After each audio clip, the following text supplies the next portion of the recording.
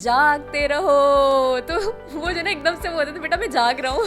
तो आगे से वाले साहब नाराज होते थे, ये कहते थे बेटा मैं जाग ही रहा हूँ। वो फिर उसी नारे में ऐड करते थे कि मैं जाग रहा हूँ।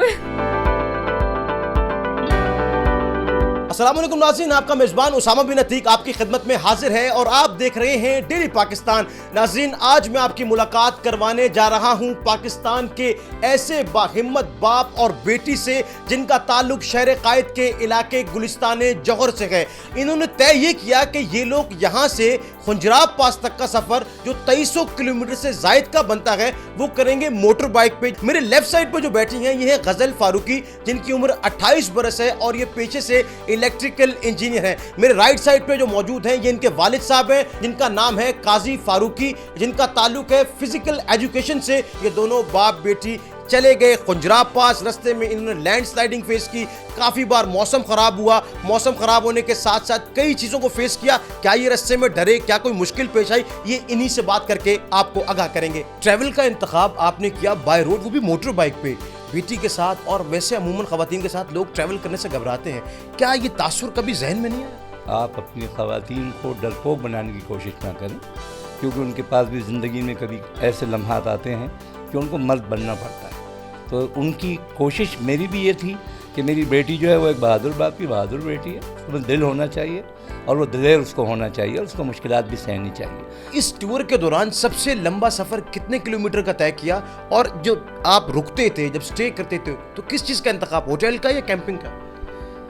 जब यहाँ से आप खंजराव पास तक गए हैं तो आपकी असल कैंपिंग शुरू होती है एबटाबाद के बाद से, लेकिन यहाँ से वहाँ तक तो आप जहाँ भी क़याम करते हैं या तो कोई आप गैस स्टेशन पर रुक जाते हैं या किसी रेस्टोरेंट पर रुक जाते हैं या किसी मिडवे पर, जो भी अच्छा खूबसूरत इलाका होता है। तो ये सबसे लंबा सफ़र हमारा जो था वो पन्नू आखिर से लाहौर था, जो तकरीबन 720 किलोमीटर है।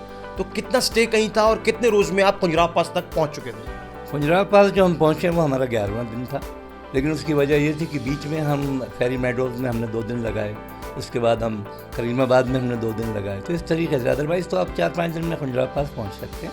बेटी के साथ यहाँ से खुंजराब पास तक का सफ़र 2300 किलोमीटर का जायद सफ़र था, क्या आपकी तरफ से कोई रुकावट नहीं थी? आपने खुद इनकरेज किया?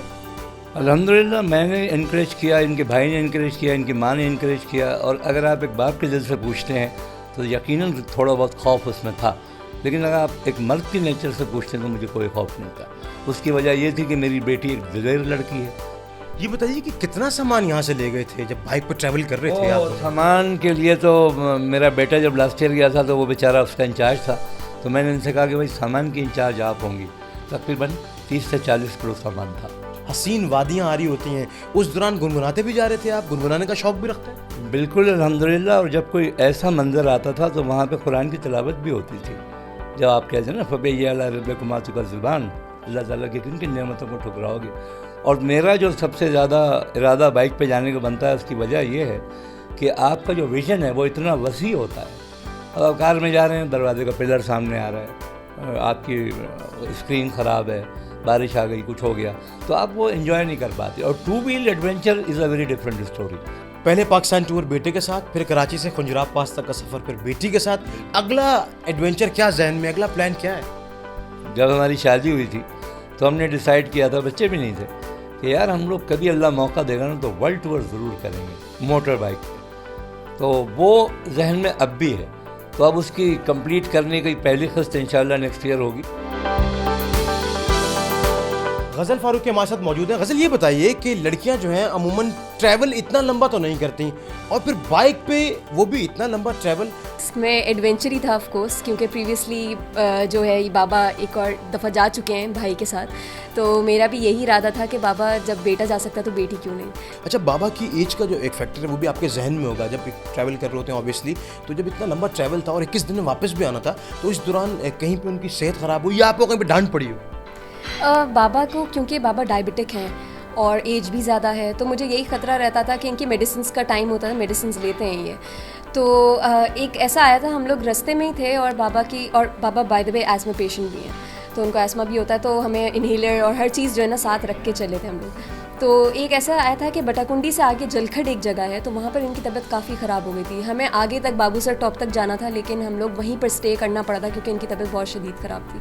तो फिर खैर इनको बुखार भी हुआ था, लेकिन हम मेडिसिन वगैरह हर चीज़ अपने साथ लेकर गए थे, क्योंकि आप जब सफ़र पर निकलते हैं बहुत सारी चीज़ें आपको ख्याल करके निकलना पड़ता है कि क्या क्या ज़रूरत में आ सकती हैं। ट्रैवल के दौरान मुसलसल जब वालिद साहब बाइक चला रहे थे तो आपको डाउट रहता था पीछे से, तो जगाने के लिए अब्बू वो क्या करते थे आप? अच्छा, हम लोग ने ना कुछ साइन लैंग्वेजेस रखी हुई थी वैसे, लेकिन कभी कभार ऐसा होता है कि बाबा बाइक चला रहे होते तो मुझे भी ये डर रहता था, हम स्पीड में होते थे, तो मैं साइन लैंग्वेजेस कम इस्तेमाल करती थी, मैं ज़रा मार कुटाई वाली ज़्यादा करती थी।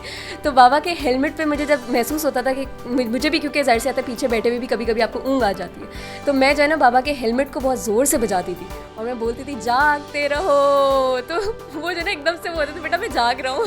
तो आगे से वाले साहब नाराज होते थे, ये कहते थे बेटा मैं जाग ही रहा हूँ, वो फिर उसी नारे में ऐड करते थे कि मैं जाग रहा हूँ।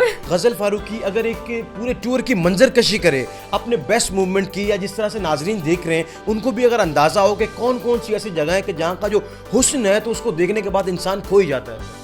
अच्छा, मैं अगर देखूं तो पूरा पाकिस्तान ही बहुत खूबसूरत है, लेकिन कुछ ऐसे जगहें थी जहाँ पर डिफरेंट चीज़ें मैंने देखी।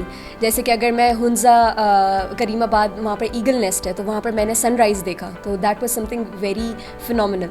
उसके अलावा मैं हॉपर वैली गई। हॉपर वैली में हम लोग ग्लेशियर है, वहाँ पर जो है हॉपर ग्लेशियर के नाम से हम लोग वहाँ पर गए, तो वहाँ पर हमने जाके पिक्चर्स तक खींचे, हम ग्लेशियर के ऊपर खड़े हुए थे, दैट वाज समथिंग न्यू।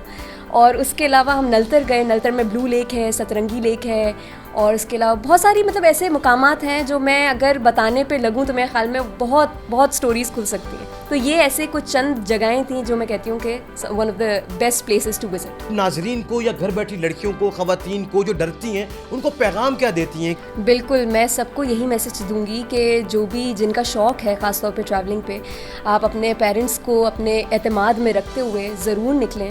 और हमारा पाकिस्तान बहुत अच्छा है, ठीक है, जो हम लोग कुछ होती हैं, अच्छे बुरे लोग हर जगह होते हैं, लेकिन मैं कहती हूँ कि इंसान को इतना वेल इक्विप्ड होना चाहिए कि कभी भी कोई भी मसला हो तो आप अपने आप को भी सेफ़ रख सकें और आपके साथ जितने लोग हैं उनको भी सेफ़ रख सकें।